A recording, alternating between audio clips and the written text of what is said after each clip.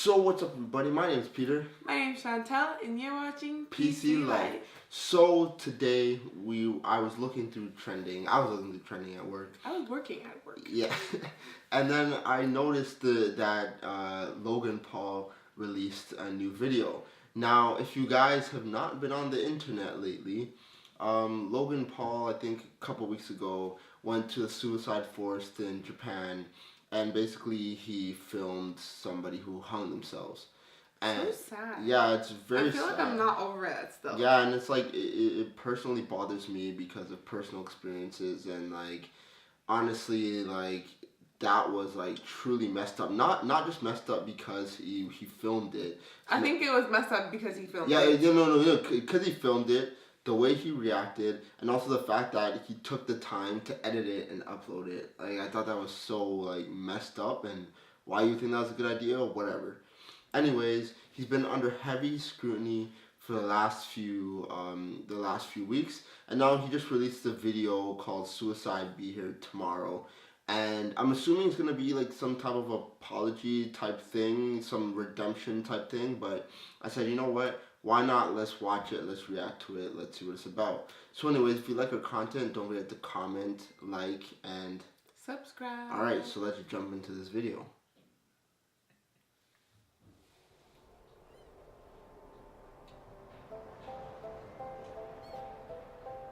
For 40 minutes, crying like a baby.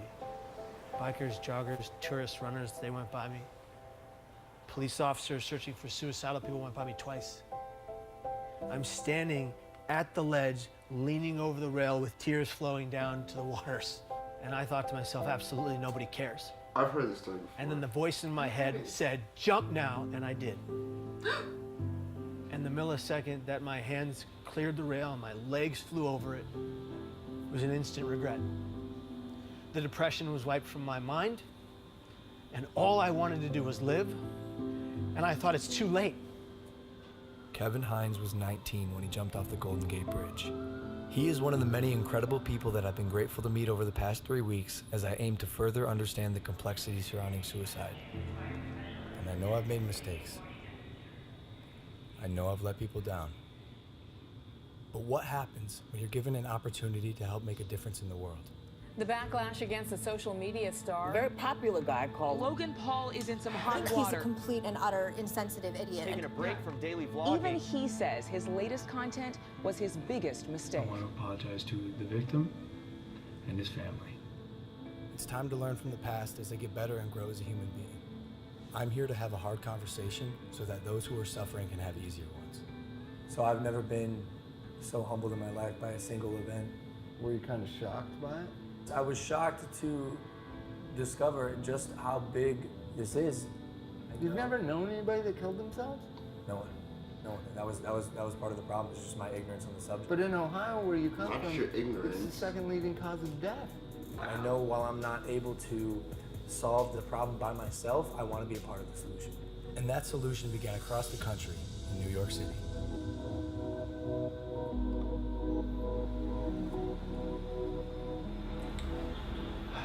We sat down with Dr. John Draper, director of the National Suicide Prevention Lifeline. See, this is what he We have should to have change posted. the conversation. Yeah, like just originally. focusing on suicide and how something bad is happening, and say, well, what do we do about it? Help people understand that the first thing they need to do is reach out and talk to somebody when they're feeling in despair, because you're not alone with it anymore. They've done studies with people who are experiencing any kind of pain, including hanging off a cliff.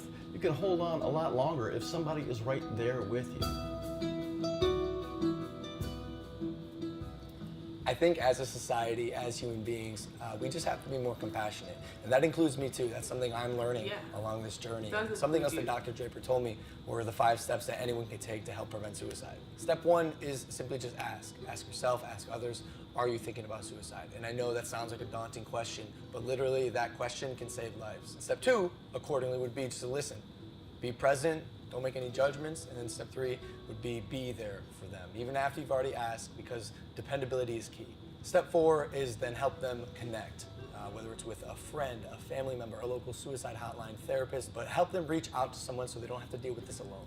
Lastly, step 5 is just check in on them, show them that you care. Call them up, say, hey, I want to make sure you're okay. Can I check in with you over the next few days?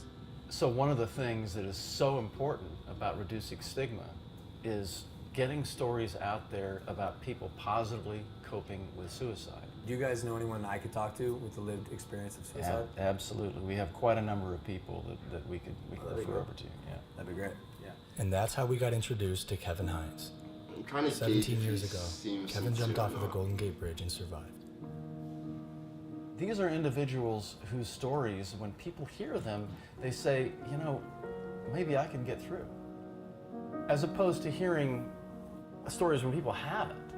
And those are, unfortunately, those are the stories that we've heard before. Now we're hearing more and more stories of people being more open about it. As I was saying before, Logan, for every one person that dies by suicide, there's 287 other people that think seriously about it but don't. Those are stories, again, that have not been told. If we told those stories of people who got through it as opposed to one who didn't, imagine what kind of influence that would have on people's behavior. When I found out that 1 in 6 high school kids seriously think about suicide, that's stunning. Yeah. This is such a common problem. Logan, all I wanted was for one person to look me in my eyes and say, hey, kid, are you okay? I am so grateful to be alive. And I'm grateful today for every millisecond I get to breathe. Because it was almost all ripped from me by me. What's one thing you would have said to your younger self? To the Kevin who was 19, sitting on the bus, if you were next to you, and instead of the guy who pointed and laughed, what would you say? I would just put my hand on the He's like making me very emotional. I would just put my hand on my shoulder and I would just say, I'm here for you. I got you. We need to be a society that comes together for every person in the community that's going through hell. And in order to do that, every person that's going through hell, whatever hell, has to be honest about their pain. And if they're going to be honest about their pain, we are going to collectively answer the call and be there for that individual. Because if you don't see beauty in the next person you meet, you're not looking hard enough. You're incredible, dude. This is an honor for me. It's an honor for me too, brother.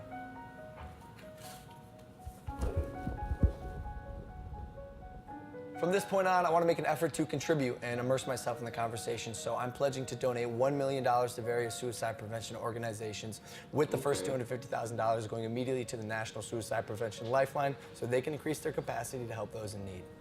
For anyone watching, I want you to know you are not alone, and most of the time, crisis passes. So if you or anyone you know feels alone or trapped, I encourage anyone to call or even text a suicide or crisis hotline. Both of those numbers are below, and although this is a tough conversation, it's important because things can and will get better. It's time to start a new chapter in my life as I continue to educate both myself and others on suicide. I'm humbled and thankful to say, this is just the beginning.